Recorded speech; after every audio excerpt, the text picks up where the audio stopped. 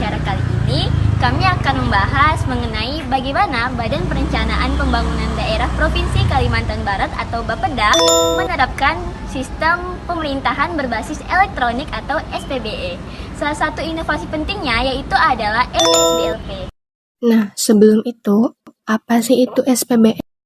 Sistem Pemerintahan Berbasis Elektronik atau SPBE merupakan suatu penyelenggaraan pemerintahan yang memanfaatkan teknologi informasi dan komunikasi untuk memberikan layanan publik yang lebih cepat, transparan, dan efisien.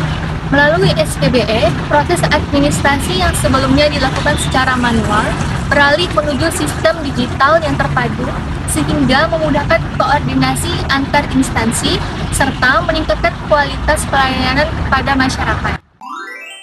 Sebagai sarana untuk mendukung tata kelola pemerintahan yang efektif dan akuntabel, SPBE berperan dalam menyediakan layanan pemerintahan yang terstandar, mempermudah pertukaran data antar lembaga, dan mempercepat proses pengambilan keputusan. Selain itu, SPBE juga berfungsi sebagai instrumen untuk meningkatkan pengawasan, keamanan data, serta integritas informasi dalam penyelenggaraan pemerintahan.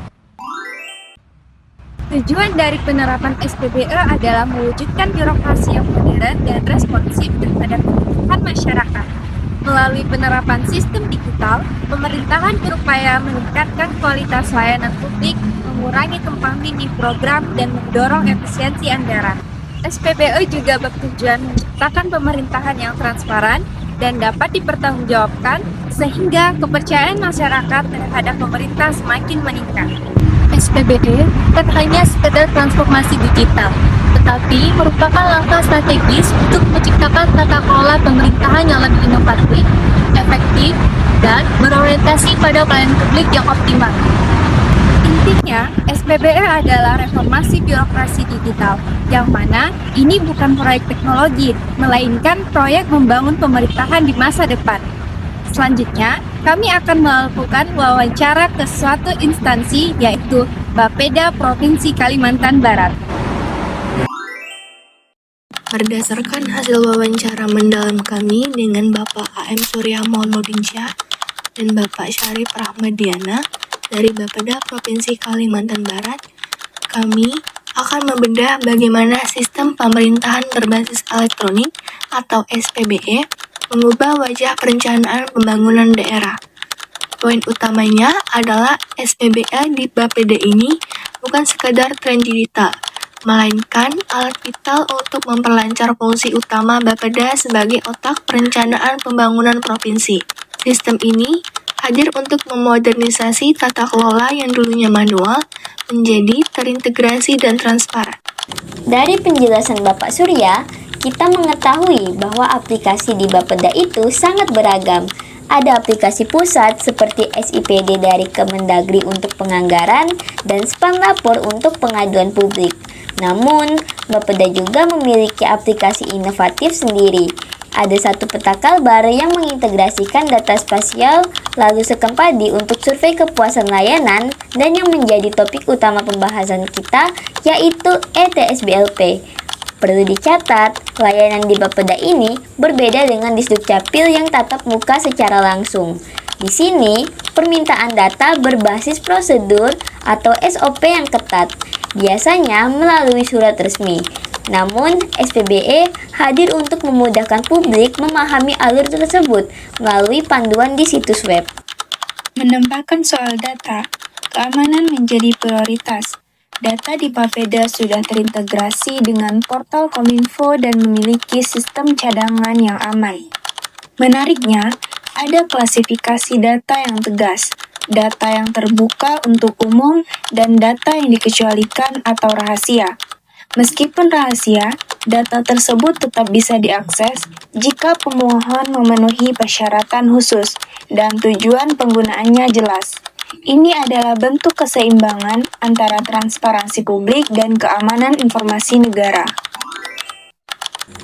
Mengenai ETSBLP atau Elektronik Tanggung Jawab Sosial dan Bina Lingkungan Perusahaan, berdasarkan pemaparan Bapak Syarif, sistem ini adalah solusi cerdas atas masalah klasik atau tumpang tindih program. Dulu, perusahaan bingung karena dimintai laporan CSR oleh banyak pihak secara terpisah. mulai dari Polda, Dinas, hingga Pemda, dengan format manual yang boros kertas dan biaya. ETSBLP hadir sebagai satu pintu. Cukup lapor di satu sistem, data tersebut bisa diakses oleh pemerintah pusat, provinsi, hingga kabupaten. Ini memotong birokrasi, meningkatkan akurasi dan transparansi laporan.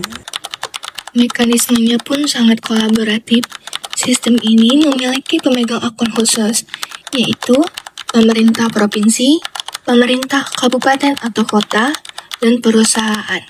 Pemerintah bertugas menginput program prioritas pembangunan lengkap dengan titik koordinatnya. Sementara, perusahaan menggunakan akun mereka untuk melihat tawaran program tersebut dan melaporkan realisasi CSR mereka. Tujuannya, satu, sinergitas. Jangan sampai perusahaan jalan sendiri dan pemerintah jalan sendiri. Dengan ETSBLP, dana CSR perusahaan bisa diarahkan untuk mengisi kekosongan pembangunan yang tidak tercover oleh APBD, seperti pembangunan infrastruktur jalan, rumah ibadah, sekolah, hingga beasiswa disabilitas. Satu hal yang sangat teknis namun penting dari penjelasan Bapak Syarif adalah mengenai klasifikasi tanggung jawab sosial. ETSBLP ini mengacu pada Perda Provinsi Nomor 4 Tahun 2016 dan Undang-Undang Keterbukaan Informasi Nomor 14 Tahun 2008. Sistem ini sedang dikembangkan untuk bisa memilih jenis bantuan secara spesifik. Ternyata tidak semua disebut CSR. Ada CSR yang sifatnya umum dan sukarela. Ada CSR untuk perusahaan perkebunan dan ada PPM atau yang dikenal dengan Program Sektor Pertambangan dan Pemberdayaan Masyarakat.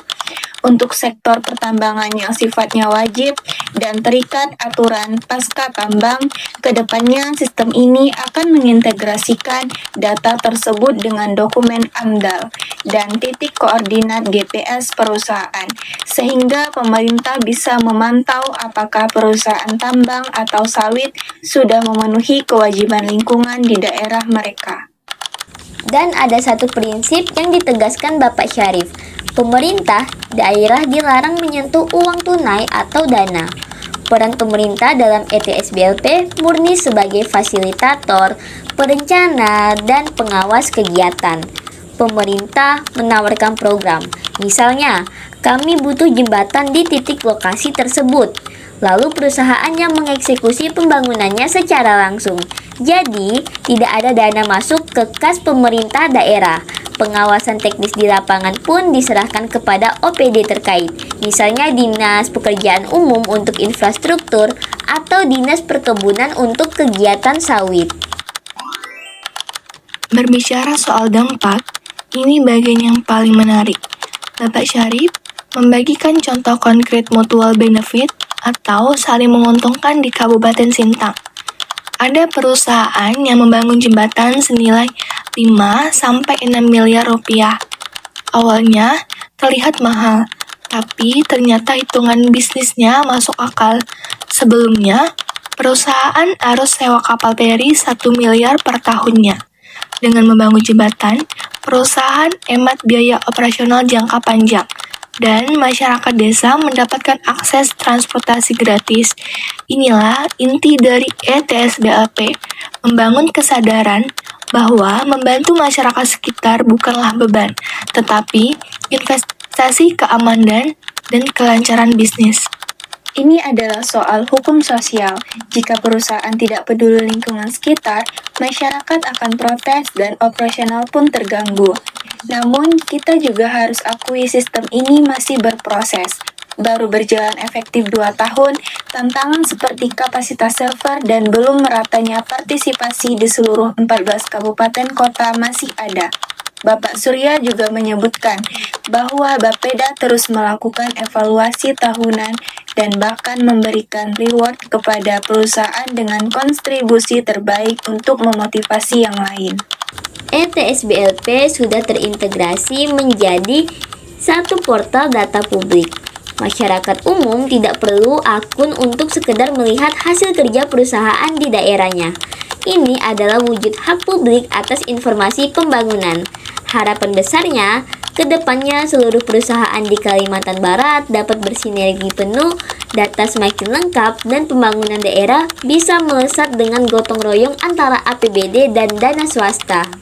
Demikianlah rangkuman materi dan hasil wawancara mengenai implementasi sistem pemerintahan berbasis elektronik dan ETSBLP di Bapeda Kalimantan Barat. Semoga materi ini memberikan wawasan baru tentang tata kelola pemerintahan yang modern dan kolaboratif bagi masyarakat banyak.